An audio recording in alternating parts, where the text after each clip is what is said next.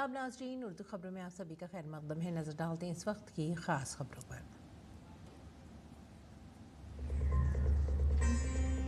मोदी हुकूमत के 11 साल मुकम्मल होने पर मरकज़ी वज़रा और बीजेपी की हुकूमत वाली रियासतों के वज़राए आला आज मुल्क भर में करेंगे प्रेस कॉन्फ्रेंस।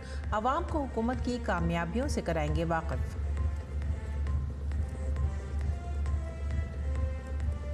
दिल्ली में आज इंसदाद दहशतगर्दी पर नेशनल सिक्योरिटी गार्ड NSG का बैनुल-अक़वामी सेमिनार। वज़ीर दाखिला अमित शाह करेंगे इफ्तिताह।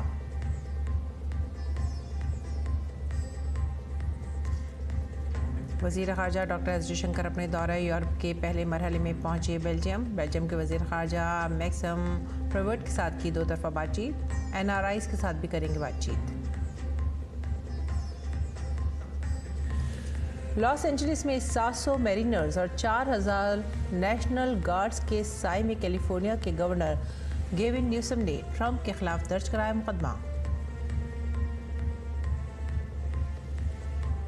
मुल्क के शुमाल मगरबी इलाकों में अगले 4 से 5 दिन तक गर्म लहर की तवक्को। पंजाब, हरियाणा, दिल्ली, उत्तर प्रदेश और राजस्थान के मशरक़ी हिस्सों में ऑरेंज अलर्ट।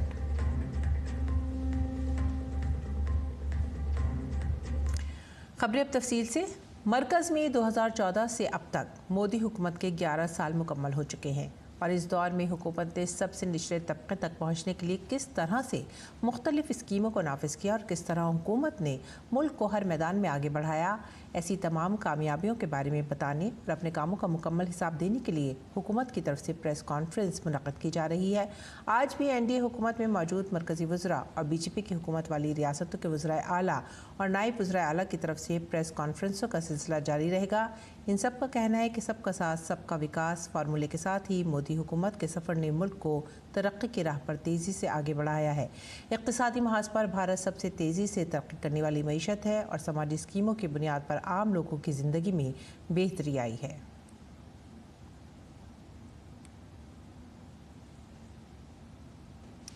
मरकज़ में NDA हुकूमत के इक़्तिदार में 11 साल मुकम्मल हो चुके हैं और इस दौरान मरकज़ी हुकूमत की जानिब से अवाम के लिए कई फलाही स्कीमें भी लाई गई हैं। इसमें प्रधानमंत्री आवास योजना भी शामिल है, जिससे हिमाचल प्रदेश के साथ साथ मुल्क भर के लोग मुस्तफ़ीद हो रहे हैं। देखिए ये ख़ास रिपोर्ट।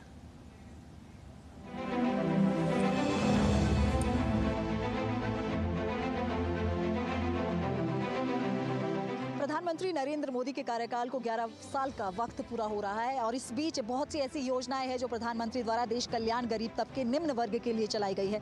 उन्हीं में से एक है प्रधानमंत्री आवास योजना, जिसके तहत 2.0 वर्जन जो है वो चल रहा है और इसके तहत प्रधानमंत्री का सपना है कि इसमें 2,95,00,000 आवास जो है वो लोगों को बनाकर आवंटित किए जाए। इसके तहत हिमाचल प्रदेश में भी 11 सालों में अब तक 1,06,000 के करीब मकान जो है इस योजना के तहत आवंटित किए गए हैं और 2.0 के तहत अब तक 2,17,000 के करीब आवेदन जो है वो 2024-25 में प्राप्त हुए हैं।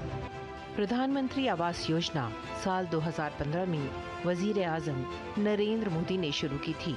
इस स्कीम ने लोगों को अपना घर बनाने का ख्वाब पूरा करने का मौका फराहम किया और आज मुल्क भर में करोड़ों लोग इसका फ़ायदा उठा रहे हैं। ये स्कीम हिंदुस्तान के देही और शहरी शहरियों को ख्वाबों का घर फराहम करने के मकसद से शुरू की गई थी और हिमाचल प्रदेश में भी लाखों लोग इस स्कीम से फ़ायदा उठा रहे हैं। हिमाचल प्रदेश में गुज़िश्ता 11 सालों में 1,06,000 मकानात अलॉट किए गए हैं। इसमें से 96,268 देही इलाकों में और तकरीबन 10,000 शहरी इलाकों में अलॉट किए गए हैं। इसके साथ ही हाउसिंग स्कीम के दूसरे मरहले में रियासत में अब तक कुल 2 लाख से ज़्यादा दरख्वास्तें मौसूल हुई हैं। प्रधानमंत्री आवास योजना का दूसरा मरहला पूरे मुल्क में साल 2029 तक चलेगा। दूसरे मरहले में मरकजी हुकूमत का हदफ 2,95,00,000 से ज्यादा मकानात फराहम करने का है। इस सिलसिले में हिमाचल प्रदेश के देही तरक्की महकमे की एडिशनल डायरेक्टर सोनिया ठाकुर ने कहा कि मरकजी हुकूमत की इस स्कीम से बड़ी तादाद में लोग फ़ायदा उठा रहे हैं और हिमाचल में भी लोग बड़ी तादाद में इसके लिए दरख्वास्तें दे रहे हैं। प्रधानमंत्री आवास योजना के तहत ग्रामीण और शहरी दोनों तरह के क्षेत्रों में अपना आवास बनाने के लिए मदद दी जाती है, जिसमें प्रदेश में अभी तक लगभग 1,06,000 लाभार्थी हैं जो इस योजना का लाभ उठा चुके हैं, जिनमें से 96,000 के करीब लोग जो हैं वो ग्रामीण क्षेत्रों में अपने घर का सपना पूरा कर चुके हैं और लगभग 10,000 लोग जो हैं वो शहरी इलाकों में इस योजना का लाभ उठा चुके हैं। इसमें जो मकान बनाने के लिए आर्थिक सहायता दी जाती है वो ग्रामीण क्षेत्रों में 1.5 लाख के करीब है और शहरी क्षेत्रों में क्योंकि मकान बनाने की लागत ज्यादा है इसलिए शहरी क्षेत्रों में ये आर्थिक सहायता 2.5 लाख रुपए है। साथ ही इस स्कीम से फायदा उठाने वालों ने भी इस स्कीम के लिए मरकजी हुकूमत का शुक्रिया अदा किया और कहा कि इस स्कीम के जरिए उन्हें अपना घर बनाने में मदद मिली है। हमें प्रधानमंत्री जी आवास योजना का बहुत लाभ हुआ है। विनती करूंगी कि जिसका भी अपना घर बनाने का सपना है वो इसको आवास योजना लेकर उसको साकार करे और हमारे को प्रधानमंत्री जी का हम बहुत बहुत धन्यवाद करना चाहते हैं कि उन्होंने ये योजना चलाई और गरीबों को बहुत सहायता दी है इसको चला के। हमें जो मकान अपना बनाया है प्रधानमंत्री आवास योजना के तहत बनाया है। हमारे पास पैसा ना होने के बावजूद भी प्रधानमंत्री जी ने हमारी मदद की, हम उनका तहे दिल से धन्यवाद करते हैं। इस स्कीम से फायदा उठाने वालों के लिए कुछ मेयारात भी मुकर्रर किए गए हैं, जिनके मुताबिक दरख्वास्त गुजार का पहले से ही किसी स्कीम का मुस्तकिल मकान नहीं होना चाहिए। शहरी इलाके से दरख्वास्त गुजार की आमदनी 3 लाख सालाना से ज़्यादा नहीं होनी चाहिए। देही इलाके से दरख्वास्त गुजार की सालाना आमदनी 1,80,000 से ज़्यादा नहीं होनी चाहिए। हर किसी का सपना होता है एक घर का, एक मकान का, एक छत का और उसी सपने को साकार करती प्रधानमंत्री आवास योजना नए आयाम लिख रही है। करोड़ों लोग आज अपने आशियाने में रह रहे हैं बतौर इस योजना के। हिमाचल प्रदेश में भी काफ़ी लाभार्थी है जिन्होंने इस योजना के तहत अपने पक्के मकान बनाए हैं और आज अपने आशियाने में रहकर अपना सपना जी रहे हैं। कैमरामैन ऋषिपाल के साथ DD न्यूज़ के लिए प्रियंका गौतम।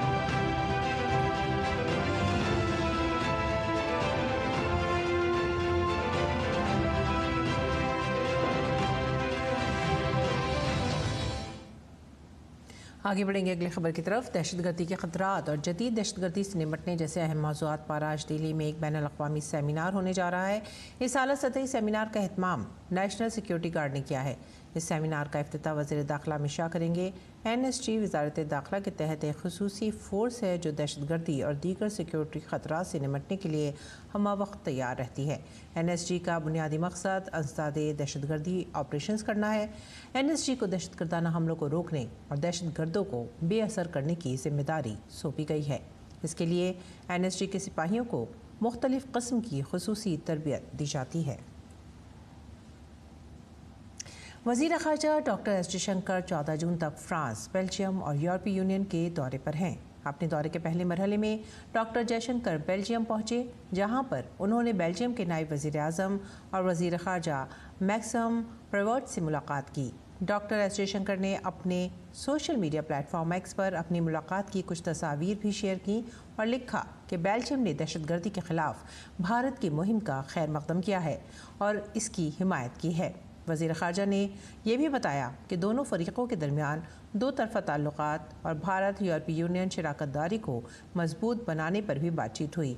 इसके साथ ही तिजारत, सरमायाकारी, टेक्नोलॉजी, दिफा, सिक्योरिटी, फार्मास्यूटिकल, साफ़ तवानाई, नक़ल हरकत के शोबों में भी ताउन को मज़ीद बढ़ाने पर बातचीत हुई। साथ ही साथ वज़ीर ख़ारजा ने यूरोपीय पार्लियामेंट के अरकान से भी मुलाकात की। इस मुलाकात के दौरान यूरोपीय यूनियन, बेल्जियम और लग्जमबर्ग में भारत के सफ़ीर सौरभ कुमार भी उनके साथ मौजूद थे।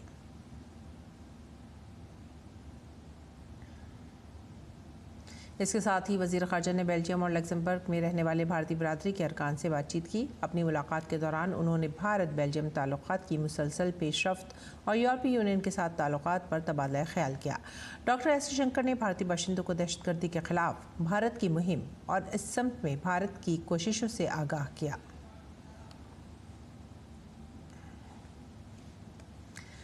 मरकज़ी वज़ीर तिजारत पीयूष गोयल स्विट्ज़रलैंड के दौरे पर हैं। अपने दौरे के दूसरे दिन पीयूष गोयल ने मुंतखब स्विस कंपनियों के CEOs और मुमकिन सरमायाकारों के साथ बामानी बातचीत की।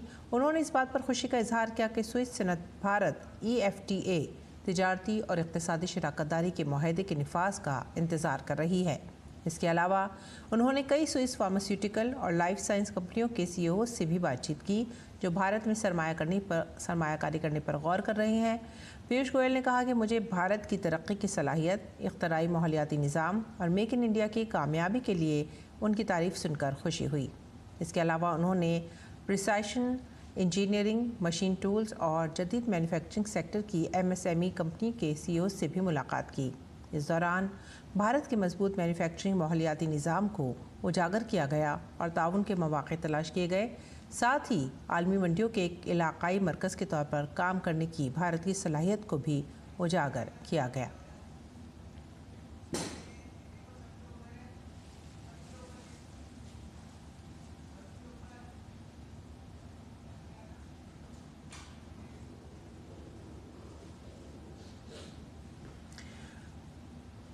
कॉमर्स के मरकज़ी वज़ीर पीयूष गोयल ने हाल ही में कायम ICAI ज़्यूरिख चैप्टर के सदर और कमेटी के अरकान से मुलाकात की। इस दौरान भारत की फिनटेक महारत को फ़रोग़ देने और बैंकिंग, मालियाती खदमात और इंश्योरेंस के शोबे में ख़ास तौर पर इख्तराई स्टार्टअप माहौलियाती निज़ाम में ताउन के मौक़े पर तफसीली बातचीत हुई।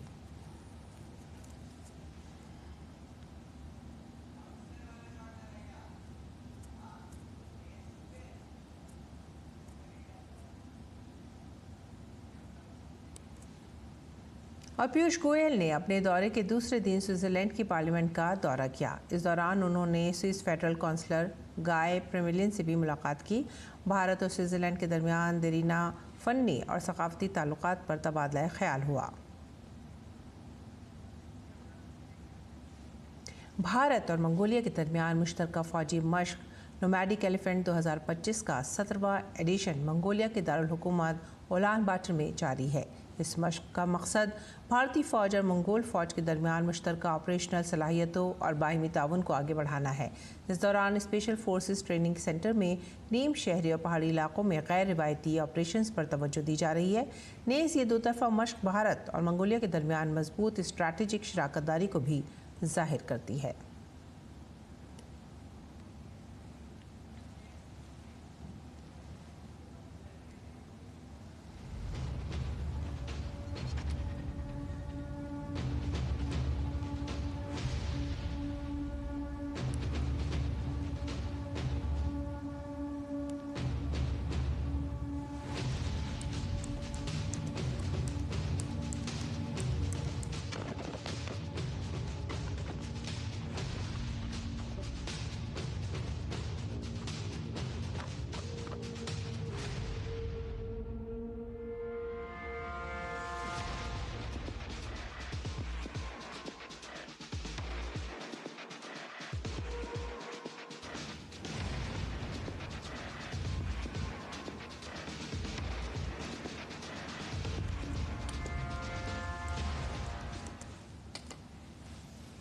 और महाराष्ट्र के चीफ इलेक्टोरल ऑफिसर ने वोटर लिस्टों को सोशल मीडिया हैंडल एक्स पर पोस्ट किया है। उन्होंने एक्स पर लिखा है कि वोटर लिस्टों में शमूलियत के जरिए सालाना नज़रसानी की जाती है।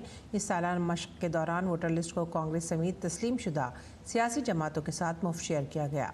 इसी तरह की मशक़ें 2009, 2014 और 2019 में भी की गई थीं और वोटर लिस्ट की कॉपियाँ कांग्रेस के साथ साथ सियासी जमातों के साथ मुश्तरका की गई थीं। वज़ारत दाखिला ने जम्मू कश्मीर और पंजाब के सरहदी इलाकों में रहने वाले शहरियों के लिए इजाफी मुआवजे का ऐलान किया है। मरकज़ी वज़ीर दाखिला अमित शाह ने पाकिस्तान की गोलाबारी से तबाह होने वाले 2060 मकानात के लिए मरकज़ी हुकूमत के मुआवजे के अलावा 25 करोड़ रुपये का इंतज़ाम किया है। काबिल ज़िक्र है कि ऑपरेशन सिंदूर के बाद वज़ीर आज़म नरेंद्र मोदी ने जम्मू कश्मीर के सरहदी अजला में पाकिस्तानी गोलाबारी से तबाह होने वाले मकानात के लिए मुआवजे का ऐलान किया था। वज़ारत दाखिला ने मुकम्मल तौर पर तबाह होने वाले हर घर के लिए 2 लाख रुपये का ऐलान किया है। इसके साथ ही जुज़वी तौर पर तबाहशुदा मकानात के लिए 1 लाख रुपये के इजाफी मुआवजे के ऐलान की फौरी तामील को यकीनी बनाया गया है। इसके साथ ही पंजाब के सरहदी इलाकों में भी इस तरह का मुआवजा दिया जाएगा। भारतीय फ़िज़ाइया के ग्रुप कैप्टन शुभांशु शुक्ला 11 जून को बैनुल-अक़वामी खलाई स्टेशन के तारीख़ी सफ़र पर रवाना होंगे। शुभांशु शुक्ला एक्सियोम 4 मिशन के तहत 11 जून 2025 को बैनुल-अक़वामी खलाई स्टेशन ISS के लिए उड़ान भरेंगे। मरकज़ी वज़ीर जितेंद्र सिंह ने शुभांशु शुक्ला की तारीफ करते हुए कहा कि शुभांशु खला में अहम जिम्मेदारी अदा करेंगे। उन्होंने कहा कि शुभांशु का सफ़र मुस्तकबिल के खलाई मिशन को मुतासिर करेगा और न सिर्फ भारत बल्कि नासा और दीगर एजेंसियों के लिए भी अहम होगा। Not the last one to go up in this space was Rakesh Sharma, which happened about four decades back, to be precise, in 1984.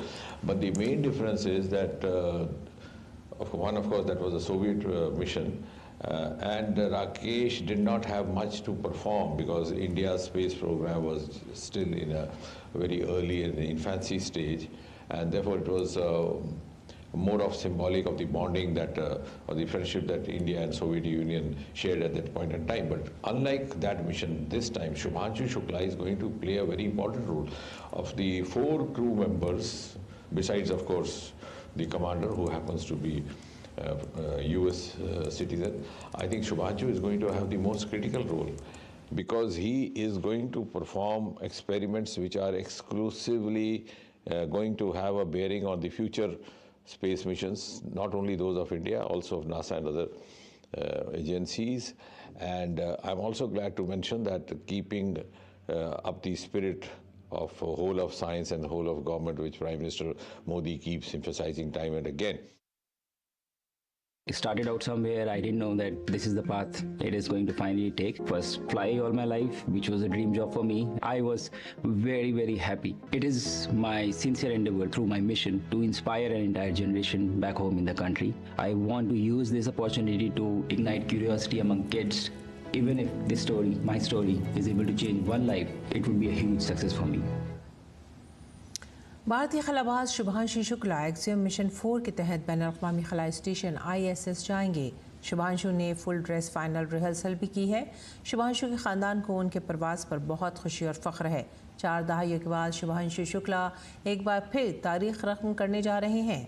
आपको बता दें कि इससे पहले स्क्वाड्रन लीडर राकेश शर्मा ने 1984 में रूस के स्विस खलाई जहाज़ में खला का सफ़र किया था।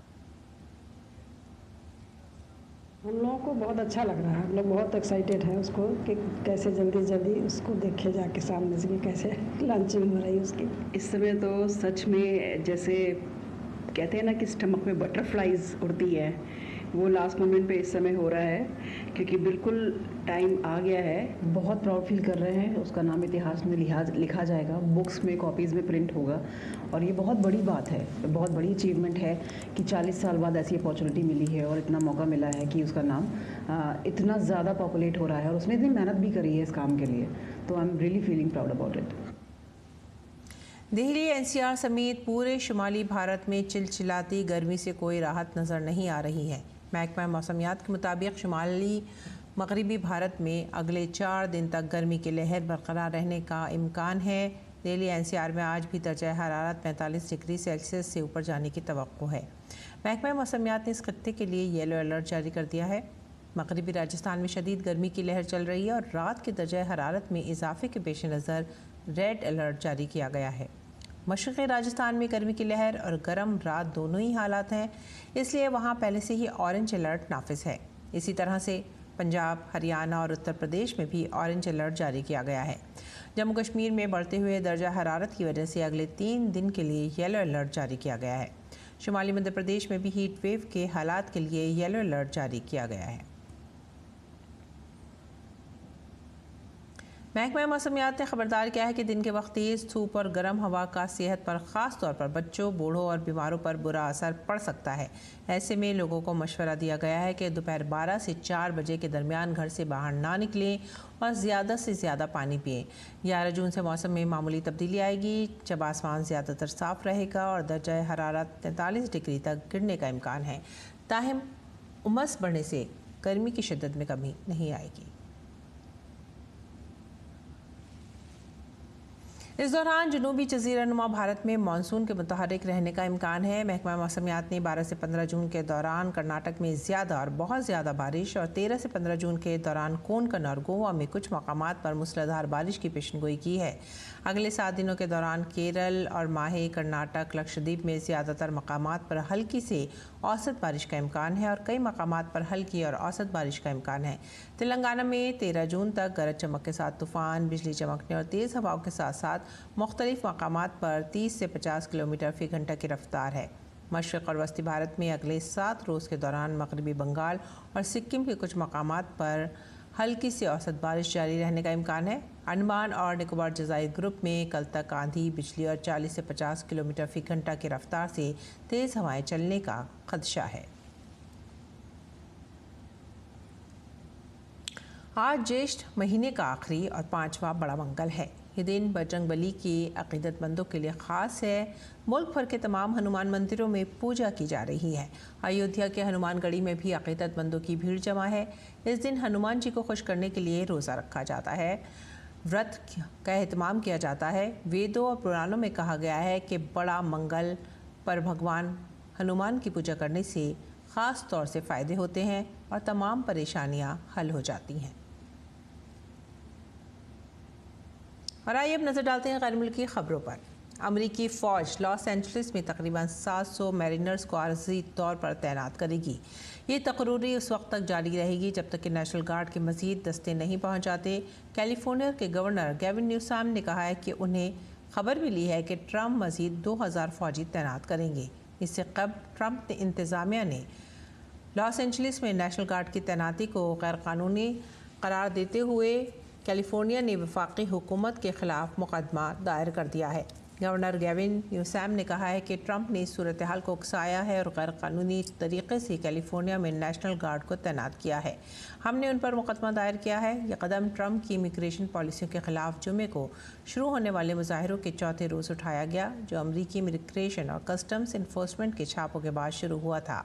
ट्रंप ने सूरत हाल को मज़ीद कशीदा करते हुए न्यूसैम की गिरफ्तारी का मशवरा दिया। कैम्प डेविड से वापसी के दौरान उन्होंने कहा कि अगर वो टॉम होमन होते तो न्यूसैम को गिरफ्तार कर लेते। वहीं इसके जवाब में न्यूसैम ने गिरफ्तार करने का चैलेंज दिया। लॉस एंजलिस में ICE के छापों के बाद मुजाहिरों में शिद्दत आ गई है। उसके बाद पुलिस और मुजाहिरीन के दरमियान झड़पें भी हुईं। और आइए अब नज़र डालते हैं दिल्ली से शाया होने वाले उर्दू अखबारात पर।